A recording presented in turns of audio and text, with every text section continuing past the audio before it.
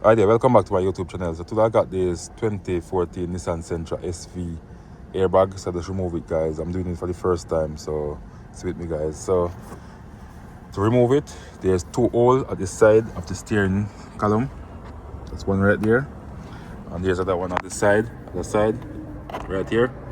So what you're gonna do, you're gonna get a flat screwdriver like this one, with a small one, push it through the hole, push in just like this, guys, just like this, on both sides. Push in, see if I can get it through. Push just like this, guys, and what it do, it push these clip in, so you can release from this hook right here.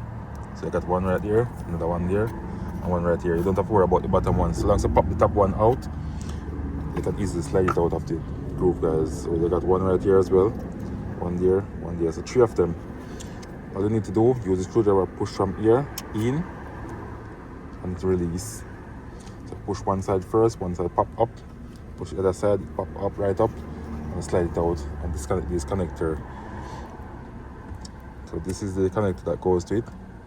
So some clips, you pick the clips up with the screwdriver, just like this. Push it under here, pick it up, and slide it off. This one goes to the on. So the reason why I'm doing this, because I'm trying to see if I can get a clock spring, because you can see the light on, traction light on, no on, because the clock spring is bad. It's behind here, guys. So I'll do a video to show you guys what the clock spring look like after. So thanks for watching. Please subscribe.